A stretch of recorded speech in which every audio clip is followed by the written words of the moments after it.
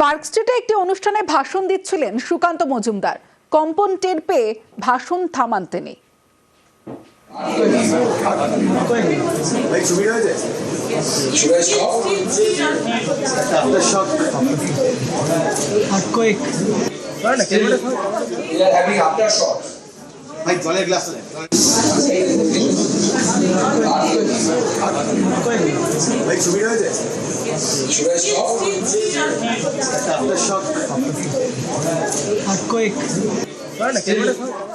আমি যখন ভাষণ দিচ্ছিলাম সেই সময় ভূমিকম্প এসেছে। ইলেকশন হয়তো সেই জন্য সামনে কাটছে মানুষ। এবার অন্যান্য খবরের দিকে নজর রাখবো। ঠিকাদারদের কাটমানি দিতে চাপ, 1.5% কাটমানি চাওয়ার অভিযোগ। বানারহাটে নেতার বিরুদ্ধে অভিযোগ। রকি রয়েছে আমার সঙ্গে। রকি, ঠিক কি অভিযোগ, কি হয়েছিল? দেখো, বানারহাট ব্লকের সাকুয়াছড়া 1 নং গ্রাম পঞ্চায়েতের এলাকায় যে সকল ঠিকাদাররা কাজ করে তাদের থেকে 10% কাটমানি চাওয়ার অভিযোগ ঘিরে কিন্তু রীতিমতো চাঞ্চল্য ছড়িয়েছে এলাকায় এবং তৈরি হয়েছে বিতর্ক। এই গুরুতর অভিযোগ তুলেছে খোদ শাসক দলের তৃণমূল পঞ্চায়েত সদস্য এবং অঞ্চল সভাপতি যে মানস রঞ্জন ঠাকুর রয়েছে তার বিরুদ্ধে এই অভিযোগ রয়েছে যে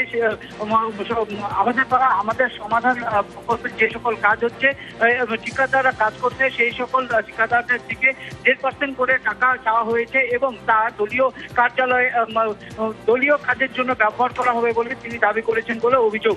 এই ঘটনার পর কিন্তু যখন আমরা কথা বলতে যাই, সেক্ষেত্রে পঞ্চায়েত যে সদস্য যিনি অভিযোগ করেছেন এবং ঠিকাদার তিনি কিন্তু পরিষ্কার বলেন যে মানস রঞ্জন ঠাকুর সেই টাকা দাবি করেছে।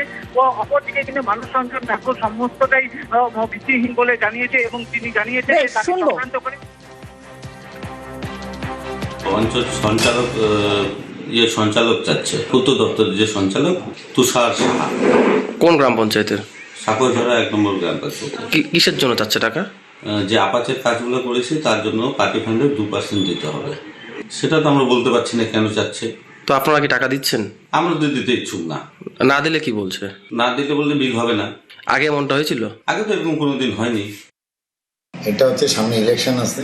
আমার অঞ্চল প্রেসিডেন্ট আমাকে বলছে যে প্রতিটা আপাচের কাজের থেকে 1.5% করে টাকা কালেকশন করে পার্টি ফান্ডে দিতে হবে। তার জন্য আমি প্রতিটা কন্ট্রাক্টরকেই বলতেছি যে যারাই বিল পাবা পার্টি ফান্ডে 1.5% করে টাকা দিতে হবে। এটা আমাকে অঞ্চল প্রেসিডেন্ট থেকে অর্ডার আসছে। কি নাম অঞ্চল সভাপতির? মানস রঞ্জন ঠাকুর। এটা তো নেওয়াই উচিত না। প্রথম এটা তো উন্নয়নের কাজ, কিন্তু আমি এটা আগে খবর নিয়ে জানি।